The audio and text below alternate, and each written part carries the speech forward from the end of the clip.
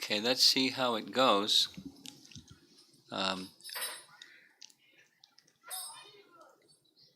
If the children get restless, they can go and have fun, and they don't have to remain restless. You know your children, so you can prompt them when you feel the need to prompt them.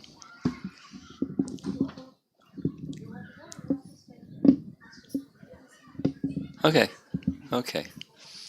We are going to tell stories, so that makes it a little easier. Much easier, actually.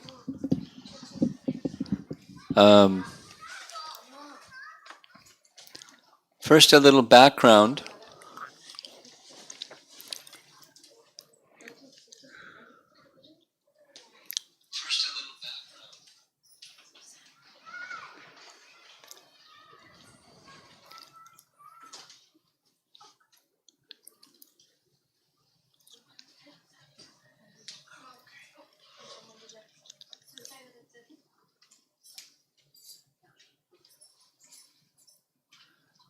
Okay, that's okay. That's okay. That's whatever they want to do, if they're comfortable.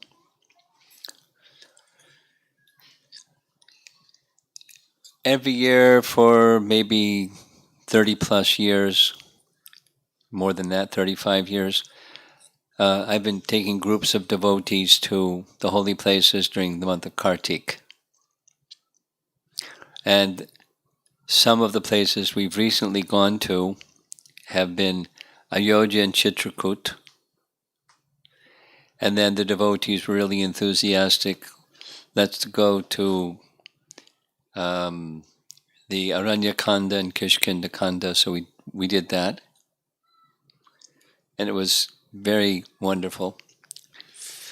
And in the course of doing both of those, I came to understand that the Chinese devotees that joined us, they don't have Ramayana in Chinese yet. So there are plans to bring Ramayana into the Chinese language and then see if the government will allow it to be published.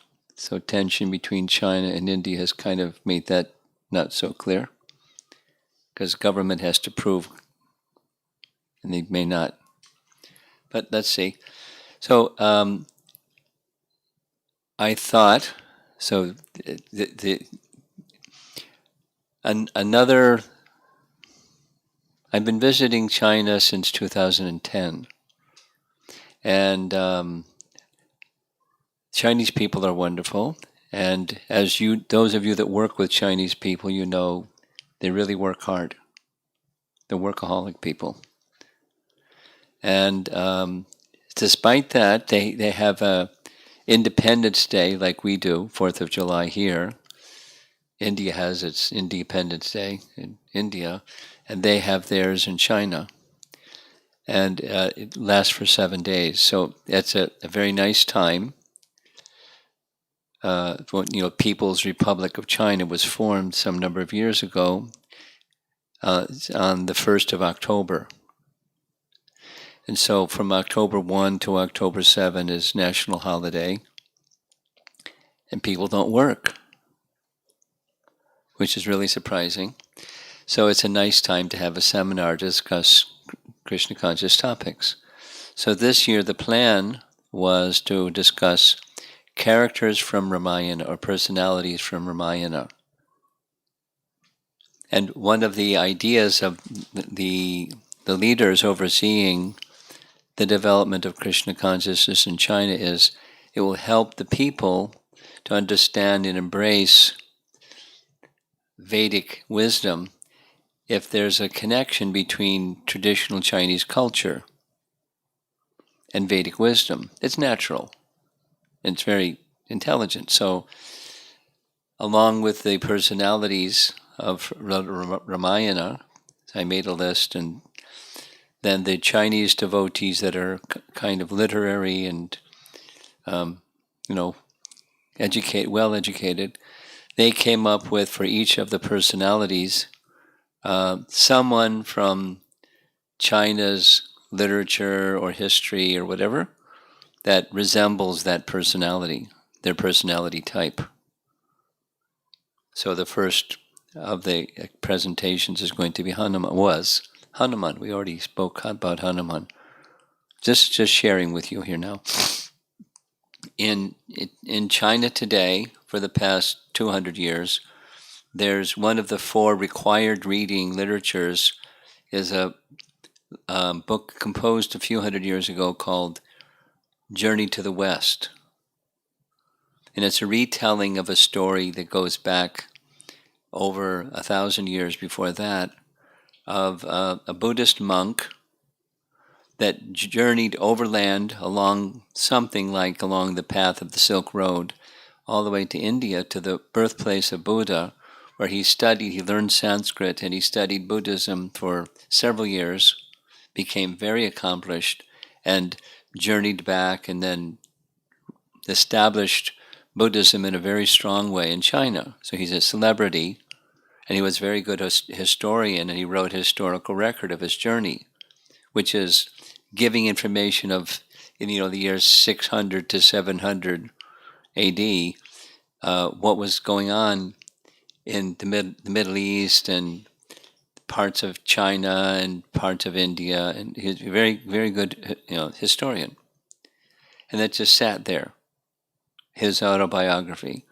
Then some time later, almost a century later, it was retold by a really good Chinese writer, and the writer was describing his journey, but he mixed it in with Ramayana, because one of the main characters is the Monkey King. Didn't call him Monkey, didn't call him Hanuman, and gave him a Chinese name, but it's Hanuman. So everybody in China knows the Monkey King. So when they hear the story of Hanuman, it's going to go, wow, I can relate to that. You get the idea. And so each one of the personalities. So far we've discussed Hanuman, Ravana, Vibhishana, and this evening is Viswamitra Muni. So we're going to be describing the life and the activities of Viswamitra Muni. And as a young devotee that started practicing Krishna consciousness from my college days, I heard several times, maybe 20 times or more, Prabhupada repeat a verse from Ramayana, the Sanskrit. And the context is with Viswamitra Muni. When Viswamitra Muni comes to Ayodhya and comes to meet Dasarath for the purposes we know why he came, he's received by Dasarath saying, Ahishtam yat tat punarjanma jayaya. And then Prabhupada will repeat the phrase, punarjanma jayaya. Is everything going well in your path for victory over birth and death? Punarjanma jayaya. Because that's the duty of a sage, and it's the duty of humanity. Human form of life is meant. Then he would go on and describing human form of life is meant for ending the cycle of birth and death. Purnarjanma jayaya. So how are you doing? I mean, if instead of saying, how's everything going? How's your family? How's your business? How's your health? Anybody in your family have COVID? Or, other things that you might socially say. This was the social greeting by Dasarath to Viswamitra Muni. Is everything going well in your endeavor to conquer the repetition of birth and death?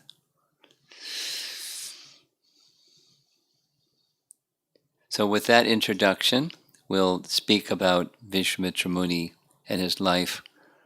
It has 2 parts. His life as a king, and then his life trying to become a Brahmarshi or Brahma Rishi, and his due to his competition, I guess you could say, with Vashishta. So Vashishta was a direct son of Brahma. And another direct son of Brahma was a king called Kusha. So Kusha had 4 sons. Kusha Nabha was one of them.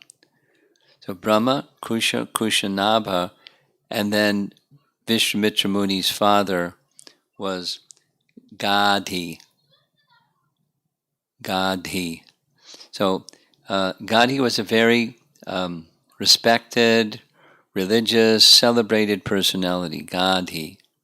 And Viswamitra was one. He had an elder sister, and Viswamitra became the next king.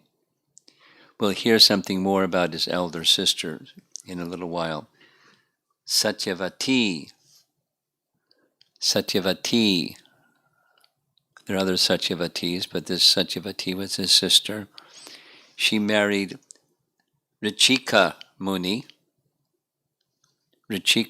and Satyavati. And we'll hear their names again as we go along. So he was the younger brother. That was his older sister. And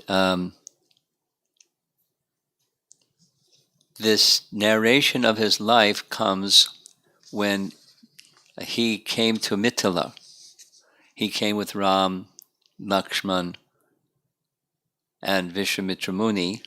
And Viswamitra Muni's plan was that he wanted Ram to have a look at the bow of King Janak, but more importantly, because he was a rishi, to become married to Sita. That was his intention. And when he was received in the palace of King Janak, the chief priest of King Janak was describing to everybody the history in the presence of Viswamitra Muni, but he was describing to Ram. Satananda is the narrator. So it's directly from Balakanda section. And I learned something about the naming of the kandas. I always thought Balakanda referred to the childhood pastimes of Ram. But there's only 18 verses in the whole of Balakanda that refer to the childhood pastimes of Ram. There's lots of childhood pastimes of Krishna, but only 18 verses. So Balakanda actually, according to the commentators of Ramayana, refers to Viswamitra Muni. It's about Viswamitra Muni because the sages were honored with veneration at one hand, but treated with great care, like one treats a child. Anyway, that's their explanation. It's about the whole Balakanda is about Viswamitra Muni. Of course, there's many other topics described. So the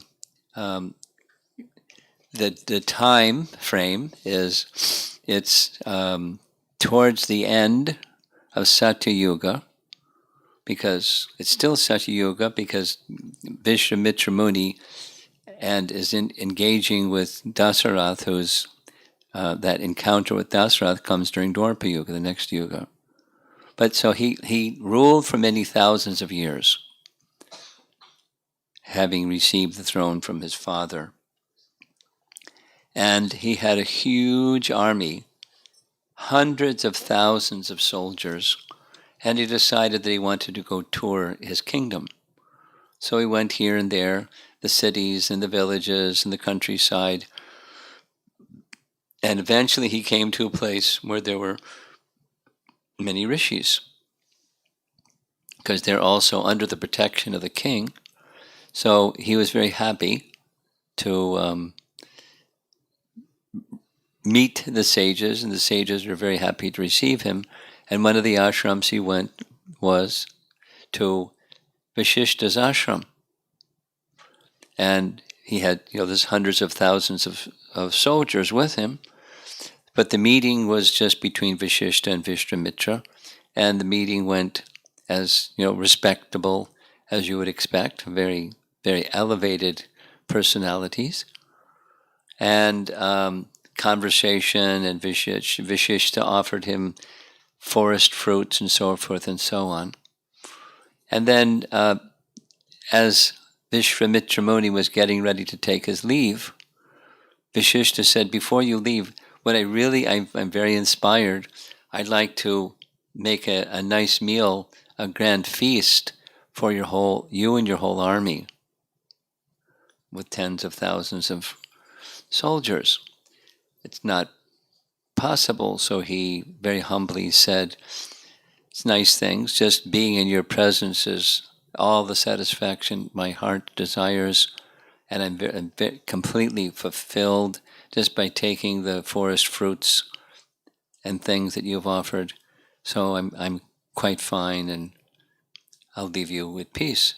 But Vashishta was being very insistent. He really wanted to do this service. And so he called his Kamadhenu. That's where the problem begins. And Sabala was capable of doing anything. And so he called Sabala and said, please make arrangements for a sumptuous feast and festival for Viswamitra Muni.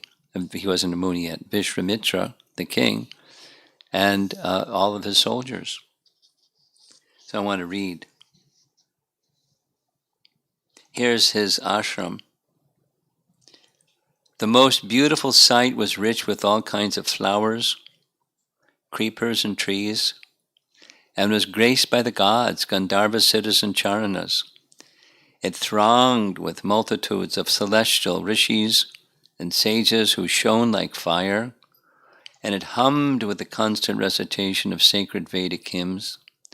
Some of the sages there lived on water and air alone, others on leaves fallen from the trees, while others subsisted on a spare diet of fruits and roots. Yummy, huh? I don't know if you'd want to go there. All of them had mastered their senses and minds and were engaged in asceticism and meditation. The mighty Viswamitra looked upon this region as if it was a residence of Brahma himself. So after Vashishta's making this arrangement, Vashishta felt joy, and he stood up and called for his celestial cow, Sabala. Come, come, my beloved Sabala. I wish to entertain this king Viswamitra and all his army with a sumptuous feast. Please make every preparation.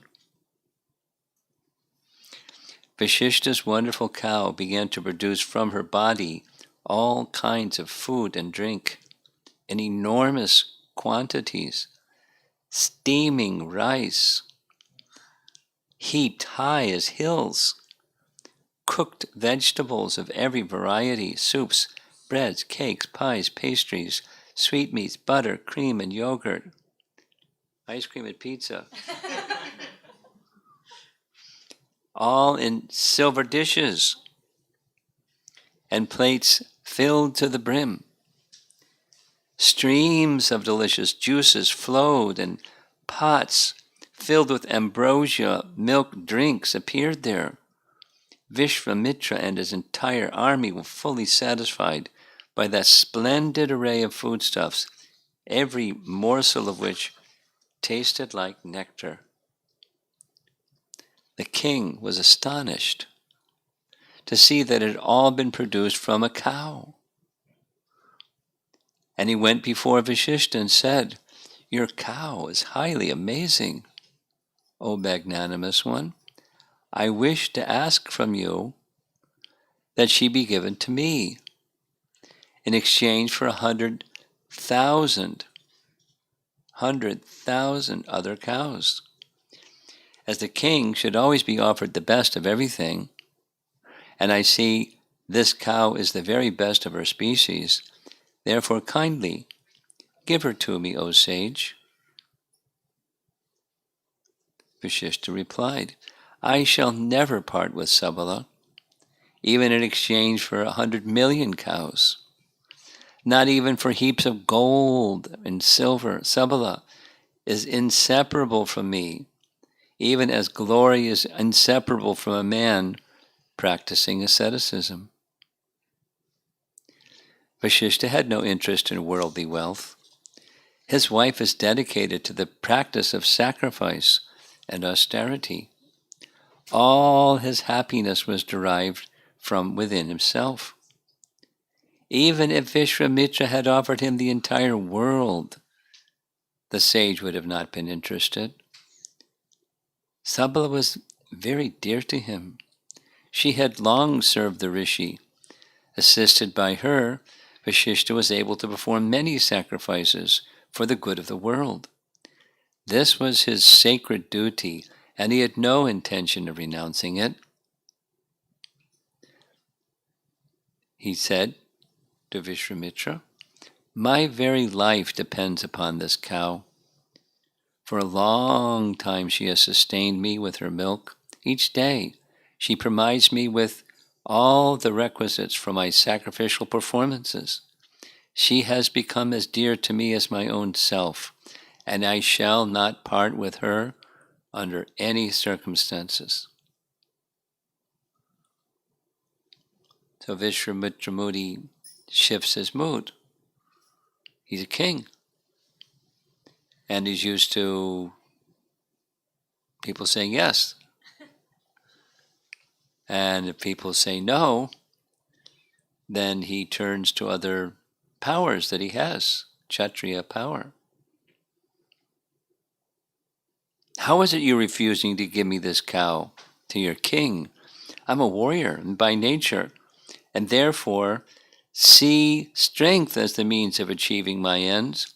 If you will not give me this wonderful creature, then I shall remove her by force." And he tried to. He became filled with pride and anger.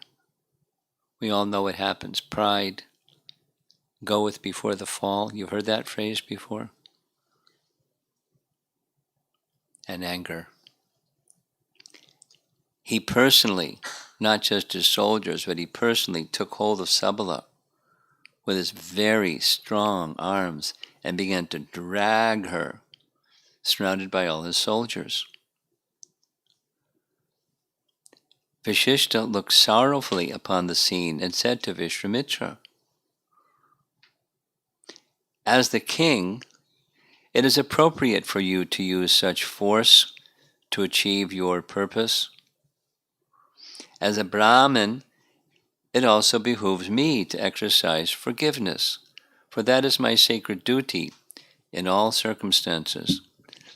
Never can I ever use force, for gentleness is always prescribed for Brahmins. Therefore, O king, I forgive you." But it's not over yet.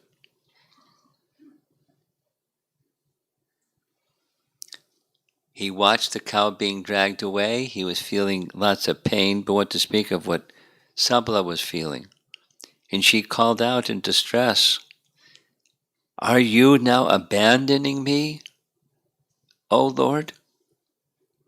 What wrong have I done that I am now being removed in this wretched condition by wretched men, even as my master, the all-powerful Vasishtha, looks on?" Sabala managed to break loose from the king, ran back to Vasishtha, tears in her eyes. She implored, "Am I now to be forsaken by you, O almighty son of Brahma?"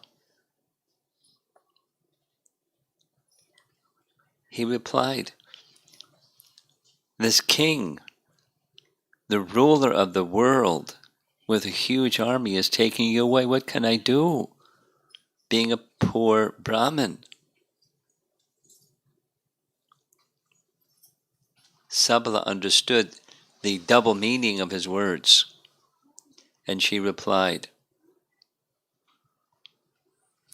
The wise have declared that a Brahman's strength is always superior to that of a warrior. The strength of the sages is spiritual, while that of the warrior exists in their arms only. Therefore, simply order me to stay, and this arrogant king will not succeed in taking me away. Vasishta called out loudly, "Stay!" Immediately, from Sabala's body, vast armies of fierce fighters with many weapons fell upon the army of the king with terrible cries, and Viswamitra's soldiers were getting destroyed, and more and more soldiers kept pouring from Sabala's body, from different parts of her body as described, from her udders, from her mouth, from her backside, and they kept streaming and totally destroyed, devastated the entire army of Viswamitra. Viswamitra had 100 sons.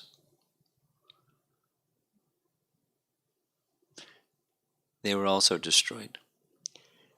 They started to attack Vasishta. They shot powerful weapons at the sage, which sped toward him like blazing comets. Vasishta, not roused to anger, uttered a powerful Vedic mantra to check the weapons. Simply by the power of Vasishta's utterance, the princes were instantly burned to ashes. Only one was left standing. Viswamitra looked on in complete astonishment. He stood alone, filled with fear and shame. Resembling the furious ocean after it had become calmed, he became lustreless, like the eclipsed sun. He lost his sons and his army, and he felt miserable, his strength and spirit shattered. Ordering his one remaining son to take on the earth's administration, he resolved to retire to the forest to practice asceticism in order to increase his power. And there's a whole series of his doing asceticism. So, with the aim of pleasing Lord Shiva came, asked the king what he wanted.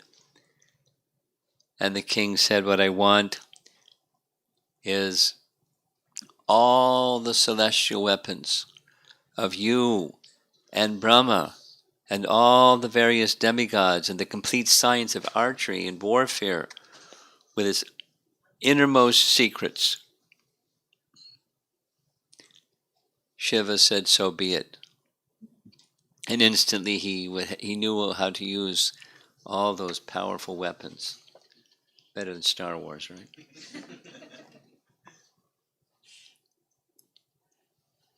So back he went to Vasishta's ashram. And even before reaching the ashram, he started discharging all these weapons, sending missiles and powerful weapons all in his directions. The birds and the beasts fleeing like anything by the thousands, because they were used to a very peaceful life in presence of the sage, Vasishta, and his associates. But they started running and fleeing out of fear, and so Vasishta stood up, calling out, "Do not fear. I shall put an end to Viswamitra's display of might, even as the sun dispels a morning mist." Vasishta became angry. He shouted, "Here I am, O wicked fellow. Show me the limits of your strength." So he started with the fire weapon from the fire god, zooming very fast at Vasishta. Vasishta held up his staff, and the fiery weapon entered his staff and dissipated. So the list goes on. Viswamitra sent so many other weapons, this weapon, that weapon, from this god and that god. And the same thing, they all just became neutralized to the staff of Vashishta. Vashishta looked like the smokeless fire of universal destruction.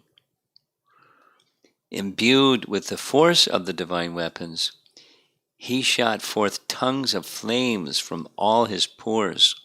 Hosts of gods and celestial rishis assembled in the canopy of the sky, and being fearful spoke to Vashishta, "Today you have humbled the mighty Viswamitra. Your power is infallible, O most noble soul.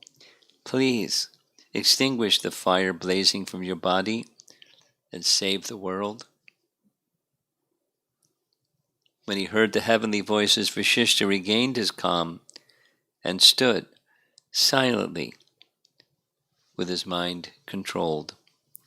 Freed from anger, he told Viswamitra, "You may leave in peace. Do not act again in such a foolish way."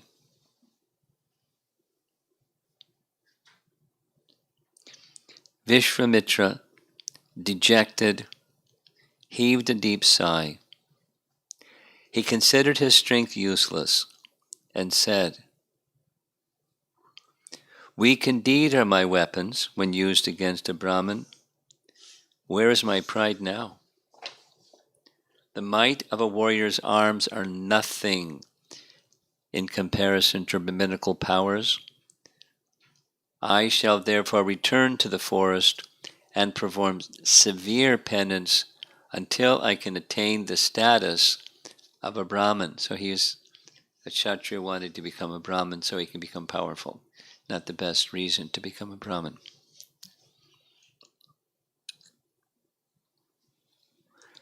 Vashishta recreated his hermitage by his mystic powers and began again the performance of his religious duties, meant only for the benefit of mankind. With a mood of revenge, Viswamitra wants to become a Brahmana. So with his principal queen, he departed for the southern region to undertake severe austerities. Here's the description of austerities. He lived only on fruits and roots and sat in meditation, perfectly controlling his mind by fixing it upon the Supreme and not indulging in any thoughts of sensual enjoyment. During the cold winters, he would remain submerged in water up to his neck. In the blazing heat of the summer, he sat surrounded by sacrificial fires on 4 sides.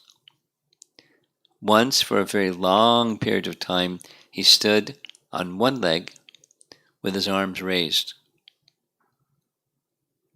1,000 years passed as Viswamitra practices asceticism. Lord Brahma came, asking him, "What is your wish?" He wanted to become a Brahmana, and he didn't give him that status. You can become a Rajarshi, a rishi amongst the Rajas.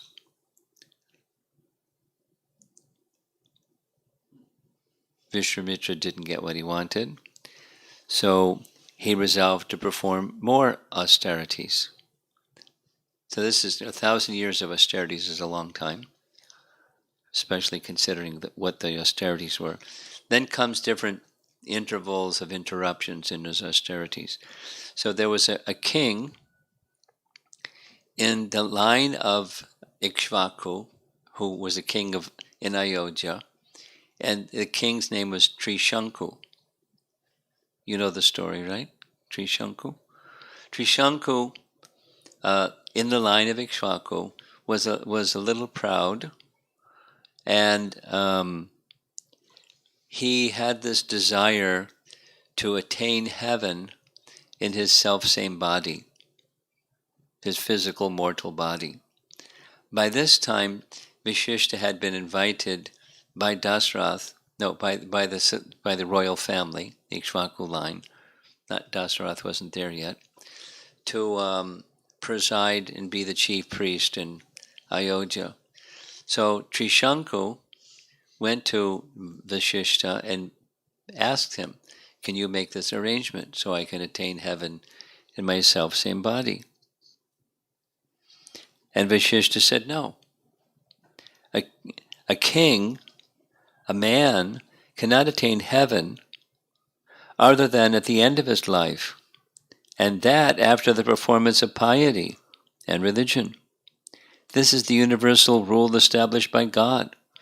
Therefore I shall not perform any sacrifice with the aim of placing you in heaven, in your present body. You should give up this sinful desire.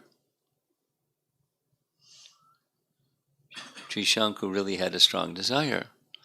So he went to the sons of Vashishta, making the request of his sons. And Vashishta's sons knew what Vashishta had said. So they shamed him. Our father already told you, this is sinful. So, and now you want us to transgress what our father said.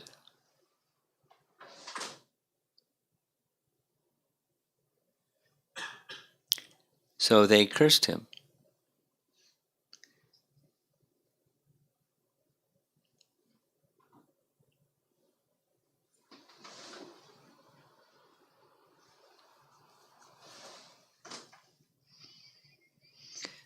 So then he went to Viswamitra.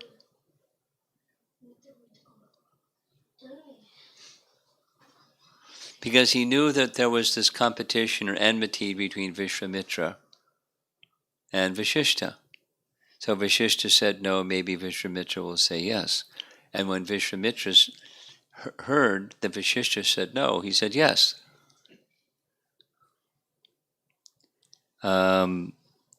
And so Viswamitra made a plan for a huge yagya, invited all the sages in the land to come and attend. And everyone, just out of fear, if you say no to Viswamitra, he might do something not very nice. So they agreed. But everyone agreed except the sons of Vashishta. So they said they're not coming. They didn't say they're not coming, they just didn't come. So Mahodaya was the eldest of his sons.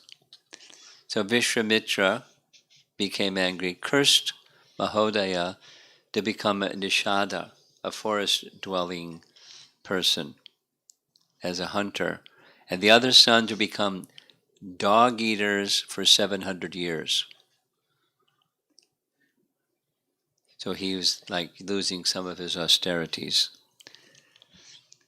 The demigods also didn't come to receive his offerings, but he went ahead anyways. Viswamitra began the sacrifice, carefully following the procedures laid down in the Vedas. He's still a Kshatriya, but a Rajarshi. And oblations into the fire, uttering prayers to all the gods, headed by Vishnu, pouring offerings of ghee into the flames. And at the right moment he said, "Witness now my ascetic powers. By my command this king shall rise to heaven even in this body of flesh and bones. O Trishanku, by virtue of the merits of my austerities, ascend now to heaven, where you shall attain the state of the gods."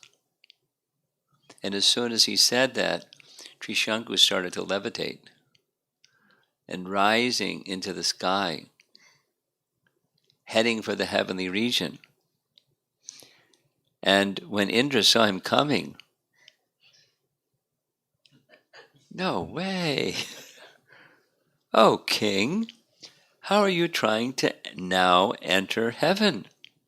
You have not earned a place here through religion or piety. Indeed, your own preceptor, Vashishta, has refused your illegal desire for heaven. Oh, foolish man, fall headlong back to earth. So now he's upside down, heading head first down back to earth. And Trishanku called out to Viswamitra, "Save me!" Viswamitra heard his words, and he just called out, "Stop!" So he's upside down in the air somewhere. Immediately the king's downward progress was halted and remained situated in the sky. Seated amid many rishis, the great sage Viswamitra became overwhelmed with anger at seeing Indra's refusal to allow Trishanku into heaven. He said, "Since this jealous god will not let the king attain the heavenly regions, I shall now create a second heaven. By dint of my mystic power, Trishanku shall live there in great peace." So, like Brahma had created the heavens, Viswamitra was creating a second heaven. From his mind, he evolved a galaxy consisting of 27 lunar mansions or nakshatras. You're familiar with that, right?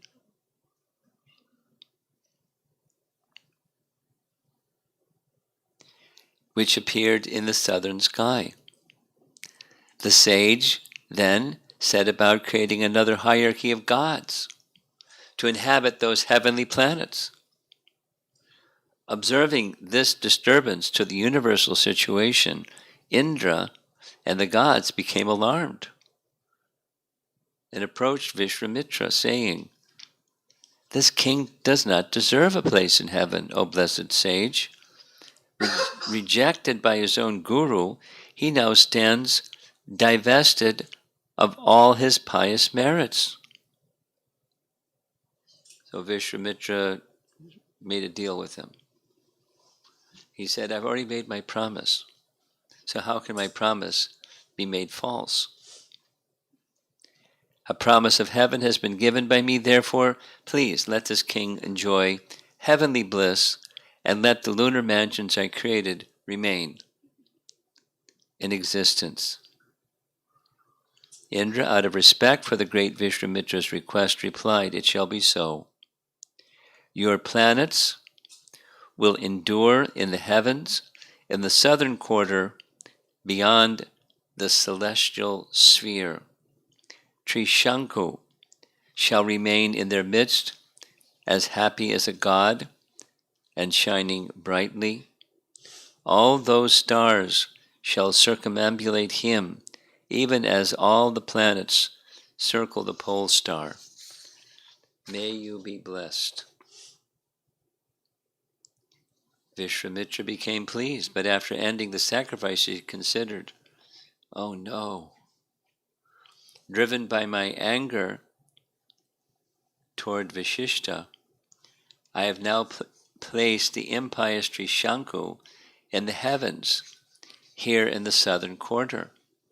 He will certainly exert a malefic influence upon this region.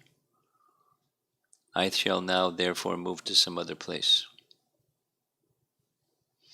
So the ascetic merits of Viswamitra had been diminished by his anger, expending them on the task of raising Trishanku to this heavenly region. But he wanted to become Brahmin, so he moved to a different place to again perform austerities. So this time he went to Pushkar. And for a long period of time, he was engaged in austerities. Then there was another problem that took away his austerities, accumulated merit from austerities, and that was the next, after Trishanku, the next king of Ayodhya was named Ambarish. And this is a different Ambarish than the one that's described in the 9th canto, Maharaja Ambarish. And Durvasa Muni. It's a different Ambarish. The king was performing an Ashwamedha Yagya.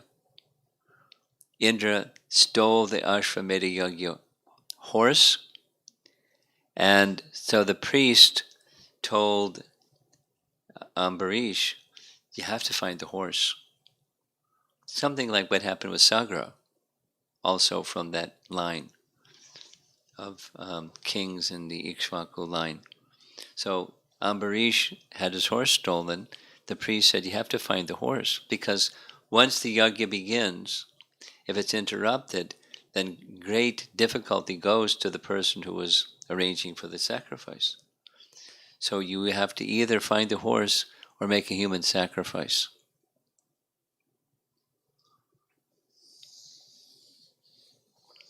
So the king, Ambarish, started searching for the horse, and or for a human sacrifice. And when he was traveling about, he came to the hermitage of Rishika Muni and his good wife, who was Viswamitra's sister. And Viswamitra's sister's name was Satyavati, right? So they had children. They had 3 children. And the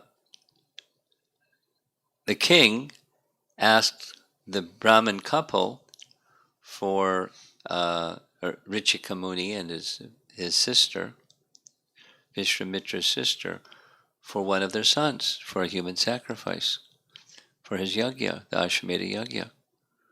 And they had a special affection for the older and for the younger, but there was the middle son named Shuna Shepa. Shuna Shepa volunteered. I'll volunteer to be human sacrifice. So Ambarish is taking Shuna Shepa back to his capital city in Ayodhya. And then he changed his mind. I don't think I want to be a human sacrifice. But it was a little late. So he then he ran away from the king and went to the residence of Viswamitra Muni and asked Viswamitra Muni help, because that's his uncle. His mother is Viswamitra's sister. So, uncle, help. So Viswamitra initiated the boy. First he asked his own sons, you take the place of Shuna Shepa, so he doesn't have to be human sacrifice. They all didn't want to do that. So then he cursed his own sons for not being obedient to their father. And the same curse, become dog eaters. He kind of, sounds a little bit like Durvasa Muni. Gets really angry really quickly and does some harsh things. So he then gave Shuna Shepa a mantra. He initiated him into a certain 2 mantras. And if he chanted those 2 mantras at the time of the sacrificial offering, the hymns glorify Indra and Vamana, Lord Vamana, not just another demigod, but the personality of Godhead. He would be saved from death. And the yagya could be completed successfully. Doesn't say how that could be worked out, but that's what happened. Shunakshepa went to the king. The yagya was performed at the time it was supposed to be. He was to be human sacrificed. He said these 2 mantras, and everything worked out. So this is an example of Viswamitra being very compassionate. He didn't have anything to gain. Wasn't part of his get back at Vishishta program, but it showed there's a side to him that was very kind, very compassionate. So now he shifted from Pushkar and went to another place and resumed his austerities one more time. And as he was resuming his austerities, he became very, very powerful. And so that was another problem. Indra started being concerned. Maybe he's interested in taking over my position as king of heaven. So he sent Menaka. Celebrated story. Prabhupada, this is another one that Prabhupada would often say. However great a yogi is, he may be, by the tinkling ankle bell sounds of Menaka, distracted and fall. So that's what happened. Menaka entered a lake near to the sage and began to bathe. Hearing her ankle bells, anklets tinkling, and fully opening his half-closed eyes, Viswamitra saw her beauty. And because her clothes were clinging to her body, he saw very clearly the shape of her body, and he became overwhelmed with the feelings of lust for Menaka. And he agreed to accept her in his hermitage, and together they stayed for 100 years, passing as if it was only one day. And then a little light went on. He realized, I got deviated from my austerities. So he didn't become angry. She was afraid he would become angry at her, but he understood it was my mistake as much as anyone.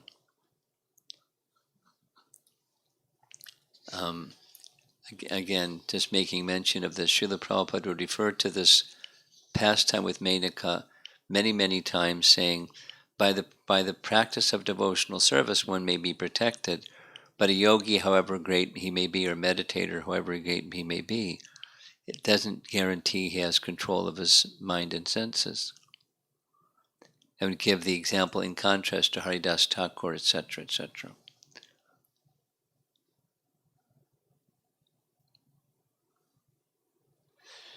So now he shifted his location again. He went to the Himalayas with gruesome austerities for another 1,000 years. Brahma came and granted him the position of a Maharshi or Maharishi. So from Rajarshi to Maharishi, but he still wanted to become a Brahmarishi. It didn't cross the finish line yet. So continue with his austerities, and he decided at this time that he would go to the shore of the Koshiki River.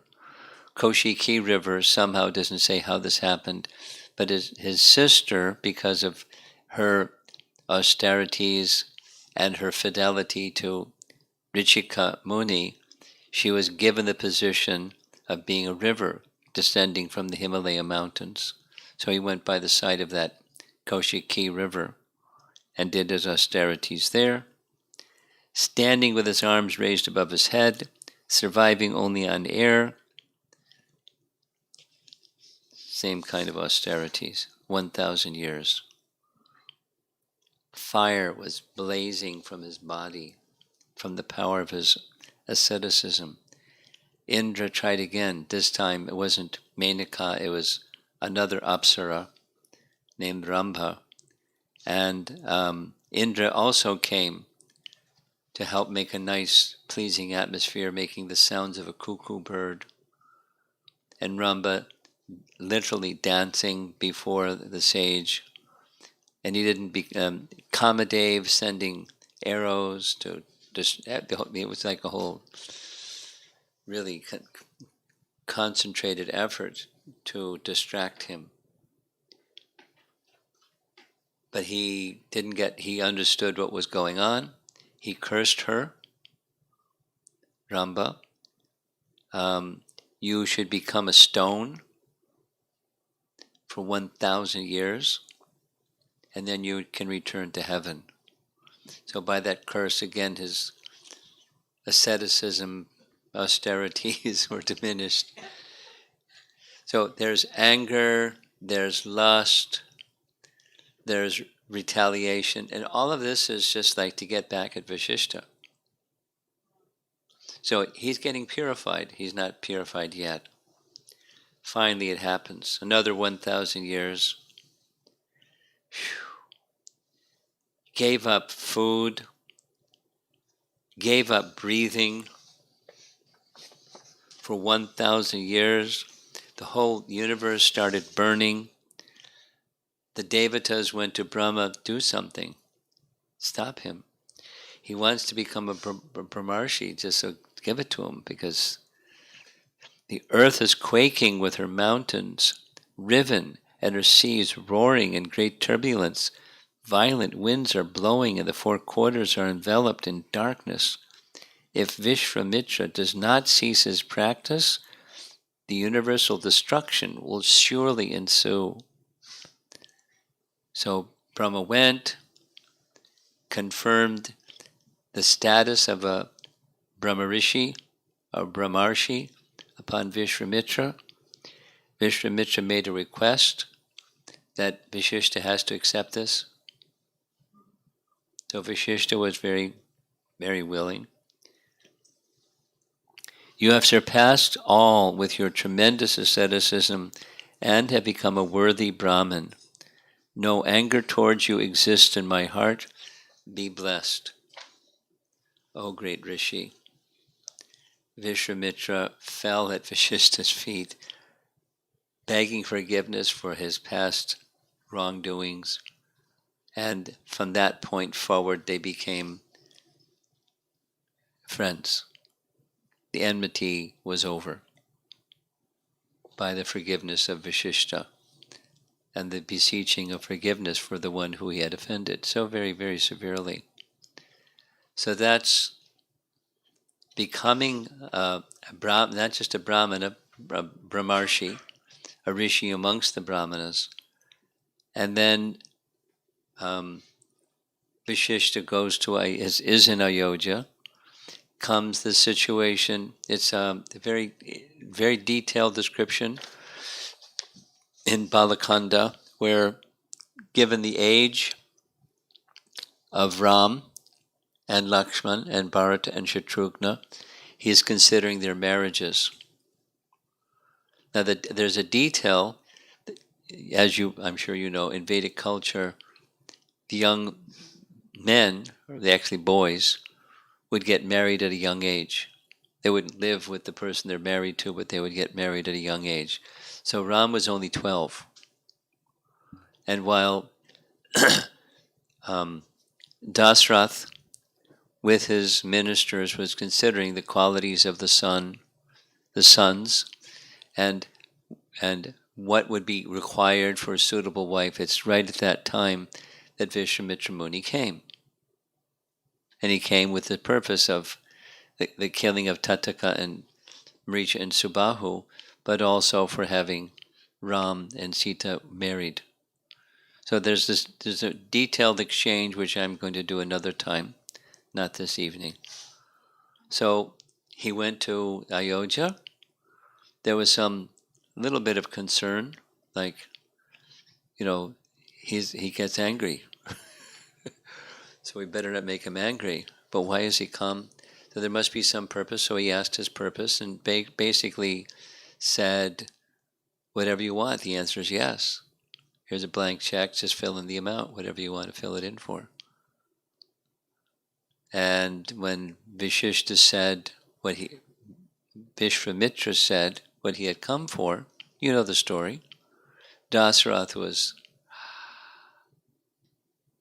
and tried in many different ways to have Viswamitra change his mind. Viswamitra wasn't going to change his mind and said, your speaking before was worthy of a member of the Ikshvaku line, and the way you're speaking now is very unworthy. So you decide what you want to do and let me know. Vashishta came and spoke to Dasarath saying, he doesn't need your help. He's come out of magnanimity. He could easily destroy these demons. He could easily protect your sons. And if you anger him, you're in big trouble. So just do the smart thing, do the right thing, do the noble thing. You've given your word, and they'll be well protected in his care. Let them go. So Dasarath became persuaded by the wisdom of Vashishta, because Vashishta is an extraordinary personality, and one can only imagine how powerful he was, just his words spoken to Dasarath. He accepted. So they leave Ayodhya. You know that this is this wonderful journey heading to his ashram, and many things happen. One of the nicest things that happens is Viswamitra Muni wants to test the boys, because they're just 12, to see what they're made of. So they walk for a whole day, and they're not tired. They're not whining and complaining, we're hungry or anything. They're very powerful Kshatriya princes. So he's very pleased with them. And they're resting in the morning, and this is from Valmiki Ramayana. He offers some words to wake the two sleeping brothers, that according to Sri Vaishnava commentators, that verse from Ramayana spoken by Viswamitra Muni is what the priests say when they wake up the deities in the temples in the morning. It's so much, the Ramayana is so much loved by Sri Vaishnavas like that. It's an essential part of their deity worship, waking the deity in the morning. So Viswamitra, has gone from an aggressive competitor to Vashishta, to now he's becoming a devotee. He's serving Ram and Lakshman. In that mood of serving them, he's making enormous spiritual progress. Very significant, very significant. After completing his early morning rituals, Viswamitra goes to wake the sleeping boys. Being mesmerized, enchanted by the sleeping beauty of the two princes, Viswamitra, in the mood of parental affection, composes this very famous verse, sung in many South Indian temples, especially in Tirumala Tirupati temple. This song is sung to wake up the Lord. And it doesn't give the Sanskrit, but how fortunate is Kaushalya, who has begotten you as her son. The sun has risen in the east. Now, you, my dear Lord, tiger among men, please arise and perform those duties that are considered divine.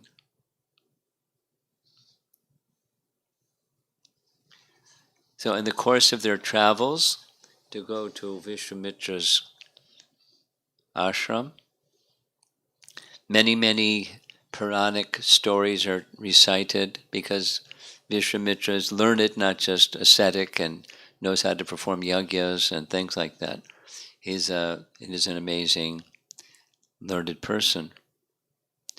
He describes, for example, the whole history of the Ganges descent, the history of the Sarayu, the history of Siddha Ashram, and its connection with Vamana, the place where Bali Maharaj was doing his sacrifice, and Vamana came and Bali surrendered to him. He describes the history of Tataka and Sabahu and Maricha. It's very extended and detailed. And he explains that's the purpose when they come to a certain forest, how the forest which was blessed by Indra had become, by rendering service to him during the time of need, became possessed by such ghastly beings.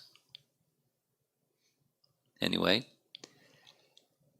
the plan is made for the yajna to begin. Ram is to stand guard with Lakshman, and 24/7 they were awake, ready to do the needful.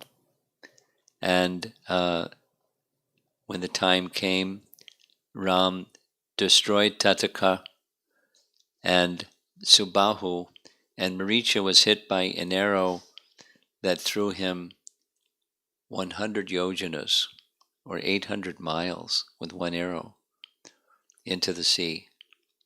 And later that becomes important. Maricha has a fear of Ram, which he tells to Ravana, and Ravana does different things hearing that story. After the destruction of Tataka and the yajna has now completed, they could just go back to Ayodhya, that was the purpose. But Viswamitra suggests, let us go see King Janak and the bow of Lord Shiva.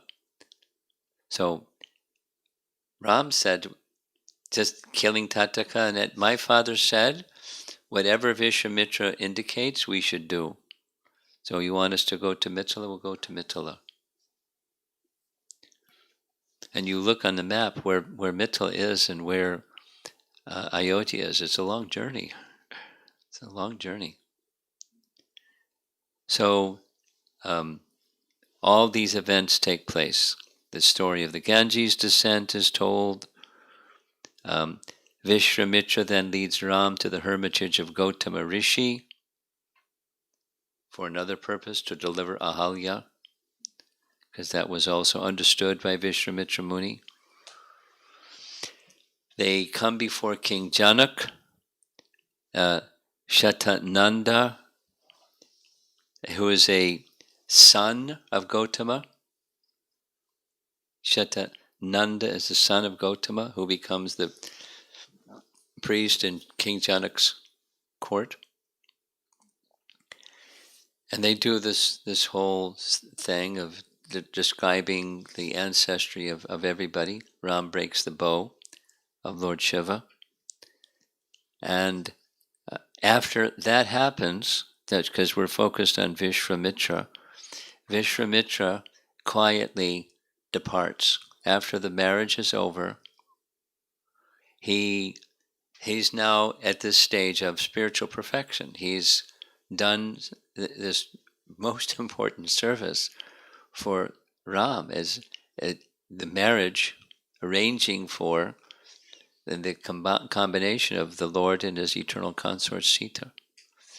So he's gone from an angry usurping of the property of a Brahmana king, prideful, arrogant, and all of those changes, to now the stage of perfection. Now, after he departs from Mithila, we don't hear anything more about Viswamitra. So the Balakanda ends when they get back to Ayodhya, but he's not even there. He's performed his function.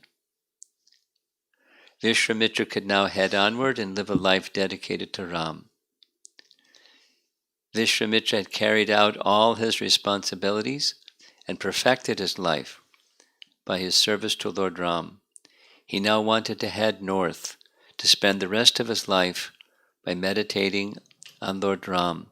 He sought Lord Ram's permission to move on and embark on the remainder of his spiritual journey. He had finally managed to unlock the door he had seen back when he was at war with Vishishta, and he could now head home, his real home, the feet of the Almighty Lord. Viswamitra handed over all his powers and knowledge to Ram. He lived up to his name. Viswamitra means a friend of the entire world.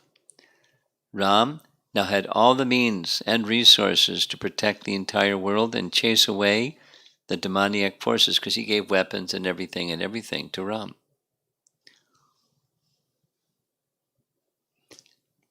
An even greater task Vishvamitra accomplished for the benefit of the entire world was uniting Sita with Ram.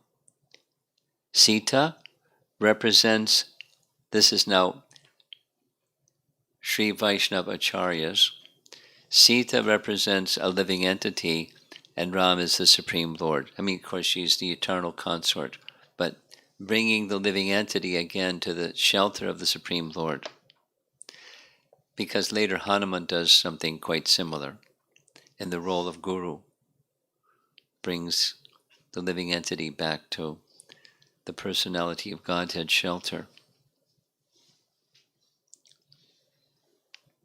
Vishwamitra's life, embodying determination, focus, and service, remains a perennial source of inspiration to spiritual aspirants. Viswamitra had attained maturity in his devotion and had transformed from a bala, or a child, to an adult in his devotion. Viswamitra, through his close association with Ram, had risen in maturity to understand the true position of devotion.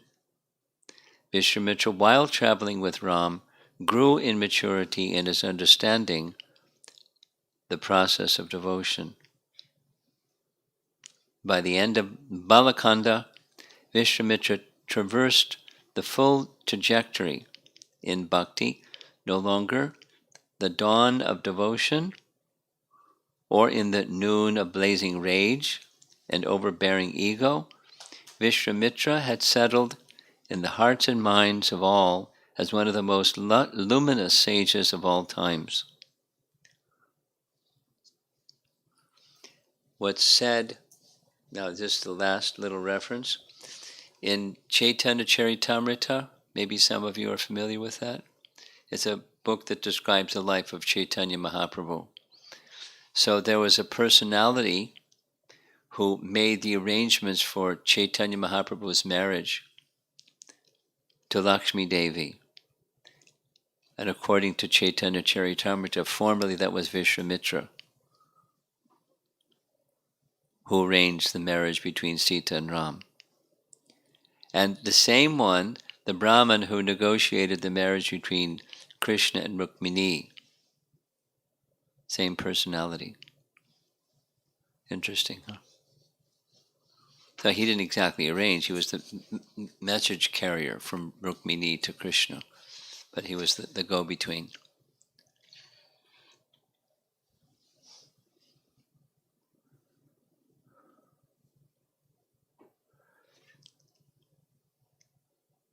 I'm not really sure how I'm going to do all this with, I mean, this audience is, you're all from India, you all already know the basic storyline. So how it's going to work with the Chinese devotees, we'll have to wait and see. Because part of the difficulty is it takes twice as long. Because I say it in English and the translator has to translate it in Chinese. So they don't know the character, they don't know the storyline. They'll have to just pick up on the feelings that are being carried out. Somehow that has to carry the day. So let's see. Viswamitra Muni. Any discussion or points you want to raise in all of this, especially our hosts and those who are receiving here? If you'd like to just have anything discussed, raise any question.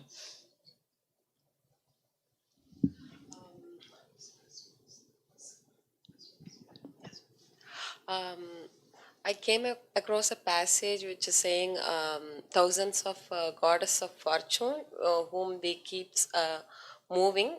What does it relate to Vishnu? I didn't get it. Did you get it? Say it again. Thousand, thou, thousand and thousands of goddess of fortune. Lakshmi, yeah, Lakshmis.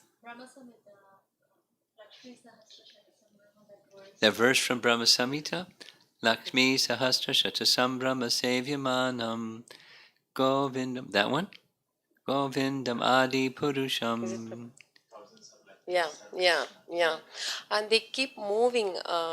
What does it mean? They They keep keep moving. moving? Yeah. I mean, they don't be in one place. They keep moving. That's what. Am I right, Sunita? In this world, you know what she's asking? Yeah, Hare Krishna Guru Maharaj. Yeah, actually, in the Bhagavatam, we came with one verse where it has written like thousand and thousand of goddess Lakshmi will follow Vishnu. So that what is the meaning of that thousands and thousand Lakshmis? So Well, I'd like to see. This is a Bhagavatam verse. We're not referring to the Brahma Samhita verse. no, this is the Bhagavatam. So if you could find the verse, that would really help.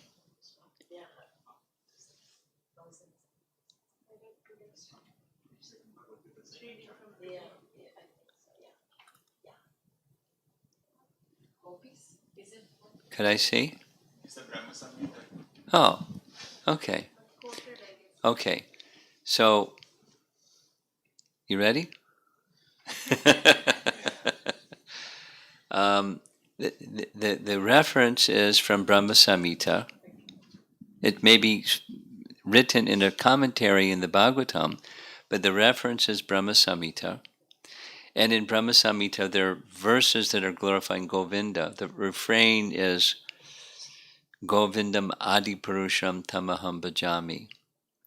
And it's describing that the particular verse is describing, you got to pay attention over here. That particular verse is describing Goloka.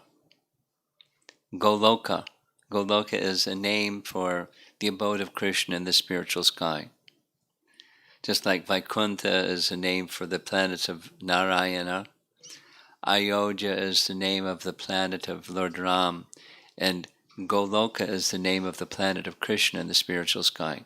So in that Goloka planet, there are hundreds of thousands of expansions of the Lord's internal potency. Just like in Dwarka, Krishna expanded himself 16,000. But why only 16,000? And there, in each of the palaces, there were goddesses of fortune. Each of the queens were expansions of the goddess of fortune. But 16,000 is not Krishna Loka. That's Dwarka. And in Krishna Loka, it's hundreds of thousands. And the goddess of fortune, in this world, she's Chanchala. Fortune moves from this place to that place. She's not steady here in this world. But with the spiritual world, everything is dynamic. That is to say, it's not stagnant or stationary, but it's dynamic. But the connection with the energetic source, the Shakti and Shaktiman, the energetic source is Shaktiman. That's Govinda. And from Govinda expands his so many goddesses of fortune. The primary goddess of fortune in Goloka or Krishna Loka is Radha. And how many expansions does Radha have? Unlimited. That's described. The gopis in Goloka are millions and millions. There's a lot. But they're just expansions of Radha, and they're moving about here and there, assisting in the loving pastimes of Krishna and his mother and father, Nanda and Jasoda, and the cowherd boys and the gopis, and they're moving here and there. for the purpose of the pleasure of Krishna. That's what pleasure potency does. And for the enjoyer. That's Krishna Loka or Goloka. That's what that verse is doing. It's describing one of the aspects of Goloka or Krishna Loka. There's you can't count innumerable numbers of goddesses of fortune expanded, engaging in various ways. Very dynamic, fluid, various loving exchanges with Govinda. Okay.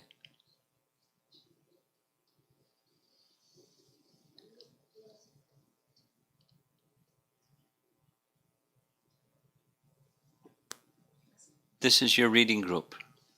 Oh, your son has a question. He asks really profound questions. You better watch out. Hare Krishna Maharaj. In a version of Ramayana, I read that Rama has an elder sister named Shanta. Who has an elder sister? Rama. Yeah. Named Shanta. Like this isn't vividly described in like any. It's in Ramayana. It's yeah. in Ramayana. Cause like for the other three brothers of Rama, like people speak about them a lot, but Yeah. like why Shanta not? Well,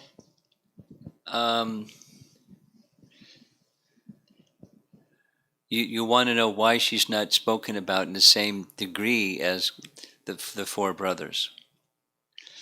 Well, Sita is spoken about a lot because she's the goddess of fortune, like this question, and Shanta is not. She's not like an ordinary personality. But she's not this in the same category of Vishnu Tattva or the Lord's own Shakti or goddess of fortune. So she doesn't get as much attention as Sita and Ram. That's why. She has an important role to play. She becomes married to the sage that performs the yagya that makes the arrangement for Dasarath to have sons. Rishishringa. She married Rishishringa. But there's a whole story. You know the story. So your question is, why is she not getting the same kind of limelight as Ram and his three brothers? She's not in the goddess of fortune category of living entities. She's important. Okay. I mean, like, did she perform any karma in like her past life to get that position? We don't. There's not that kind of description so much like there is in Krishna Lila, that we have a lot of information about who people were in their previous lives. There's not that same kind of information that I'm aware of in Ramayana, who she was in her previous life. But certainly, what she was a devotee because she's Ram's sister. So she had some devotional prior qualification for sure to take birth as Ram's elder sister.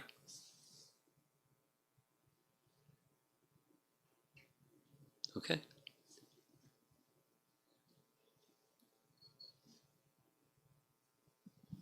Hare Krishna Maharaj. I have two questions. First one is Viswamitra getting that mercy at the end by serving Rama. Yeah. I mean, before that, after he became Brahmarshi and he got the, Vasishtha Muni forgiven him, is the turning point for him to get the association of Lord Ramchandra? Yes. Because yes. I mean, he got Vashishta. He got Vashishta's mercy, and to get Vashishta's mercy was a big deal. Not just like so the war was over, or the competition program was over, but Vashishta became the priest of Dasarath and the Ikshvaku line. So, I mean, he is a devotee. He understood the personality of Godhead, and he got the mercy of one who is a devotee of the personality of Godhead. So that's where it begins. The shifting was that getting the mercy of Vishishta. But then, so he had, then it became accelerated, or as it was saying here, matured. Bhakti starts with mercy from one who's carrying bhakti. And they just give some. Okay. Second question. Yeah, second question, Maharaj. The austerities that Vishwamitra performed, he has ulterior purpose, motives. Yes, he did. Yeah. But they are not like in even a mode of goodness. I think initially try to put himself in the cold water. Yes. Giving lot of trouble to the body. Yeah. So how is that? Like even Hiranyakashipu did these similar kind of austerities. How is that they get power? I was trying to understand the connection. Link between. It's not a one-to-one ratio. You do austere things, you become powerful, but it does happen.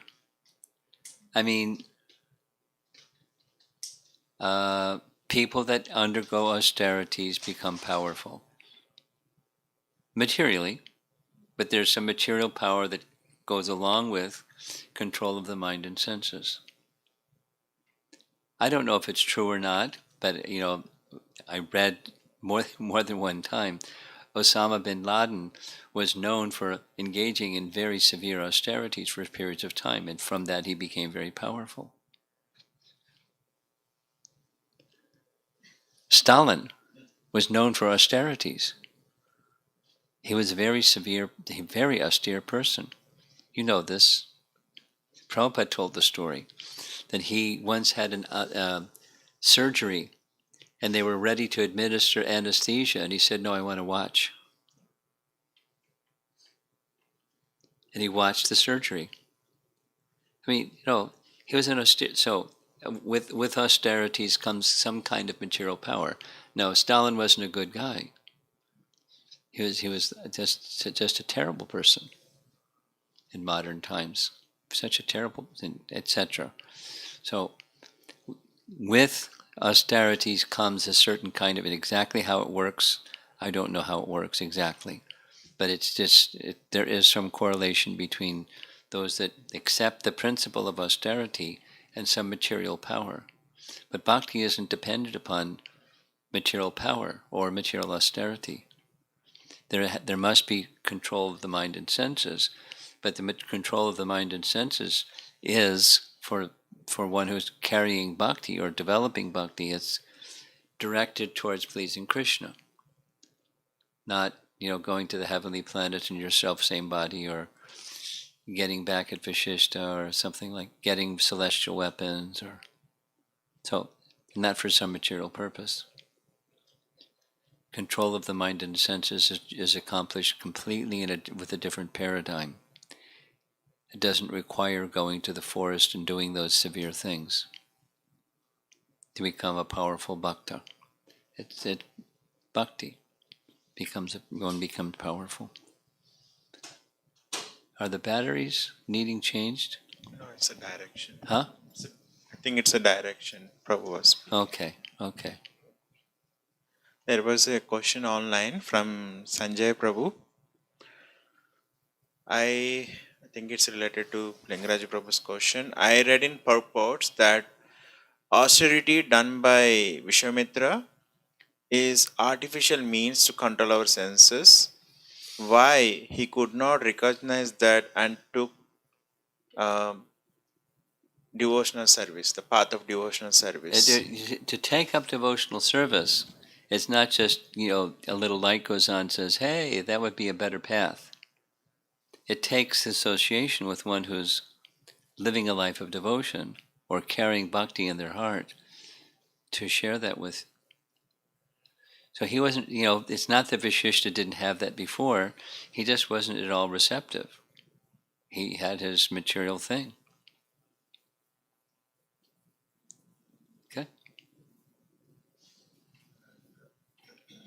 This is from Gadai Gauranga Prabhu. Does Vishwamitra, an eternal associate of Lord Rama? Not that I'm aware of. No.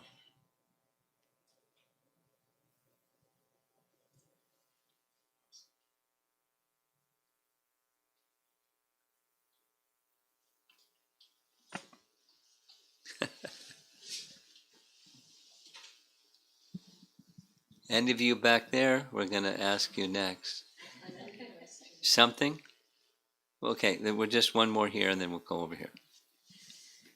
This question is from Roshni, that's daughter of Vinod Prabhu and Rupa Mataji. Huh? So it's not related to today's topic, but her question is, How old is Roshi? Roshni is 13? Okay. Okay. Yeah, something, yeah. So she asks, in Goloka, will the soul, that is us, have a form? And if yes, what kind? She's asking if they're pretty looking or different. Well, yes, there are souls, and the souls don't have material bodies. The soul and the spiritual form are one and the same. There's not a body covering the soul. So there's spiritual form, and the spiritual form is more opulent or more attractive than the most attractive personalities in the heavenly planets. Millions of times, it's said, millions of times more attractive. But they don't have beauty contests there. One more. This is from Leeleshwari Mataji, from morning discussion. In today's class, it was mentioned that simply by the effulgence of Krishna's toenails, Oh boy. many souls have transcended the insurmountable darkness and achieved liberation. There are many past mistakes that we have done knowingly and unknowingly. Can one eradicate the mistakes done or the results of the mistakes by continuously chanting and following devotional service with love and devotion and with faith that Krishna will help us? It's 100% certain. How long that takes depends on two things: effort and mercy. And mercy that's up to Krishna. He can do whatever he wants to do, even we're not qualified. Or he can want to test our determination, and it takes a little bit longer than we would want. Okay? Okay, one more. I just want to say that these ladies are pretty enthusiastic readers. Ah, They got Bhagavatam set the previous Bhadra Purnima, and like they're reading Bhagavad Gita and Bhagavatam every day consistent and chanting. how also. far are you all in Bhagavatam? Are you reading together? How far? But how far? Canto what? Canto 1, chapter 10.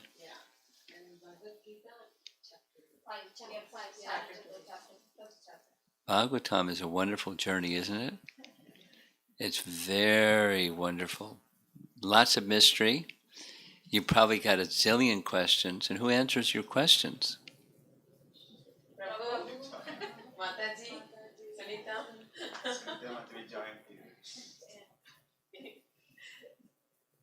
You're learning a lot, right? It's good. The function that you're playing, you'll learn a lot. Okay. You have something? Please. Hare Krishna Maharaj. Hare Krishna. Yeah, as you said, like Lord is endowed with unlimited potency. Like I just want to know what is the difference between internal, external, and the marginal potency. Okay. Can you please elaborate? Okay. Well, marginal, let's do that one first. It's in between this and that. The explanation given in the Vedas is really easy to understand. Picture in your mind a river and a river bank. And then there's this third thing, and that's where the river meets the river bank. That line where the river meets the river bank. Is it river or is it river bank? It's neither, it's marginal. The living entities are marginal. That's us. Means we can be influenced this way, we can be influenced that way. And everything depends upon where we turn our attention. And so if we turn our attention towards the internal, we're involved in the internal energy. We turn our attention towards the external, we're involved in the external energy. So now, what's the external internal? What's all that about? Put in really simple language, external simply means a place where there's a potency of that energy that deludes the living entity. Covered by illusion, we forget who we really are and identify with what we're not. And then there's the full variety of our activities in illusion of thinking something of who we are when it's not who we are. That's the external energy. And the internal energy is to connect us with not only who we are, but the source of everything of which we're part of.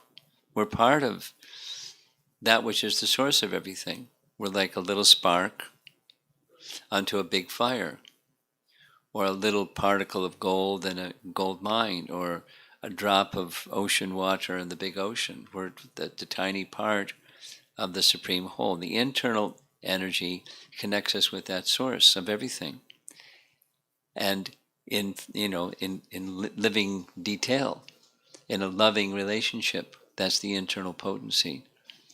The internal potency has many, many parts, categories or divisions or departments or personalities representing different energies of that internal potency, but the internal potency is conscious. The external energy is not. It covers consciousness. It makes consciousness covered. The internal energy connects us with the awakened fullest potential of consciousness for that tiny part, the tiny spark. The internal potency connects us with that source, knowingly and dynamically. That's the internal potency. And we're in this marginal position. Constitutionally. Even if we're covered, we're still marginal. Even if we're fully, enlightened, we're still marginal. We're just where we're turning our attention.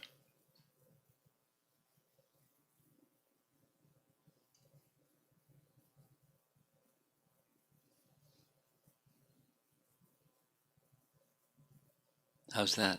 Is it clear?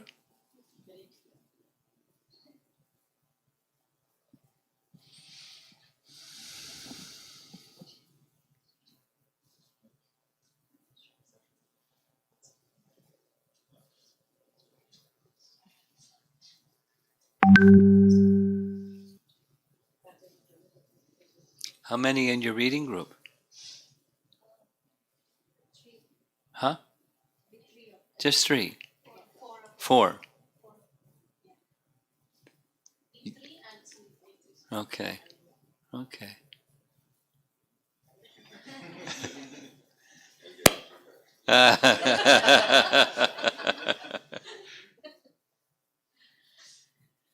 How often do you read together? Every day.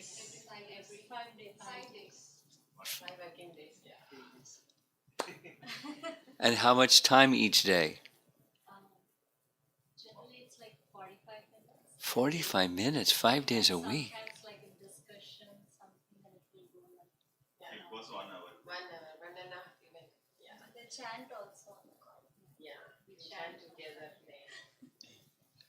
That's wonderful. Probably you really look forward to that each day, yeah? What time of day do you have that? Evening. 3 to 4, afternoon. And you've been doing that for how long? 3 months? 4 months?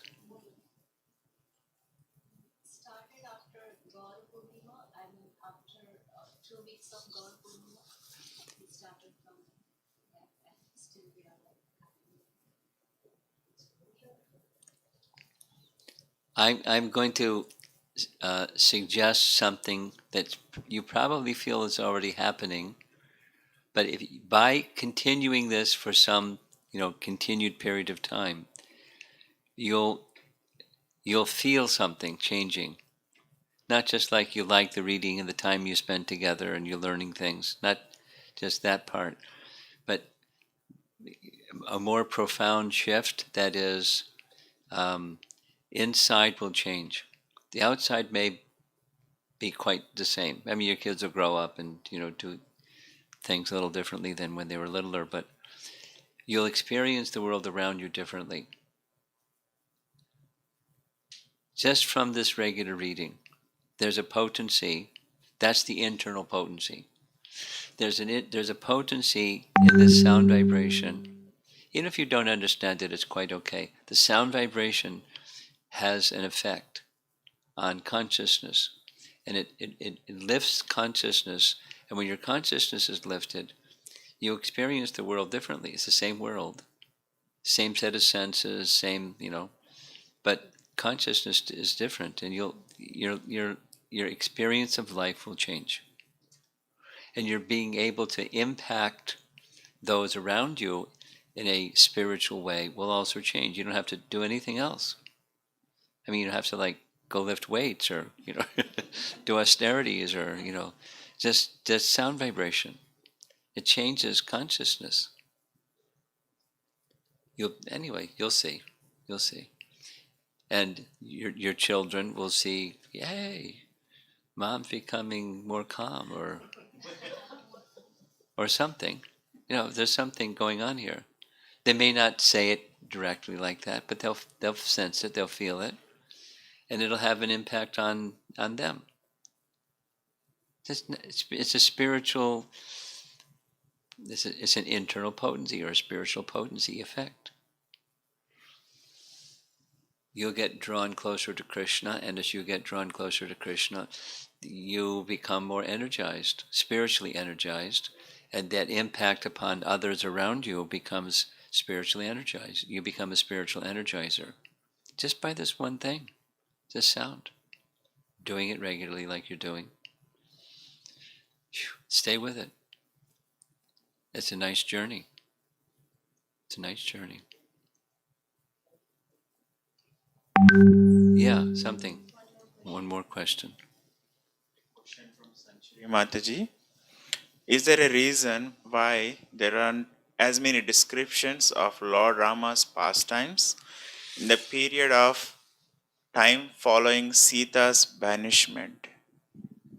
Like when Sita is banished, there isn't much description of Lord Rama's pastimes, and any reason for it?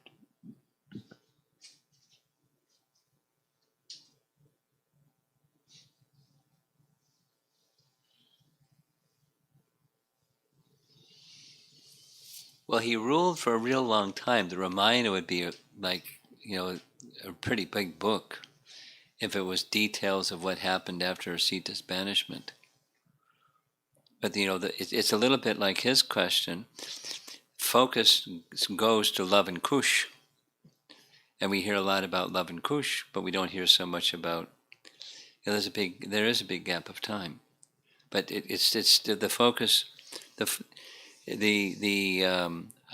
don't know how to say this properly.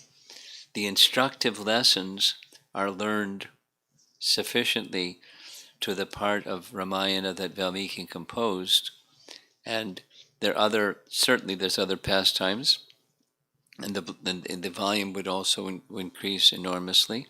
But think about Krishna's pastimes in Vrindavan. And he was only in Vrindavan for 11 years, 8 months. And how celebrated and how many chapters of the Bhagavatam are there. It's 40 chapters. And the whole of the Bhagavatam, that was 11 years old. He was 125 when he left Earth, and it's only another 40-something chapters. So the lesson imparting and emotion churning sections of Ramayana are from those earlier pastimes. And, minus the internal potency, Sita's banishment, it doesn't have the same sweetness, doesn't have the same everything. She's essential for the Lord's pastimes.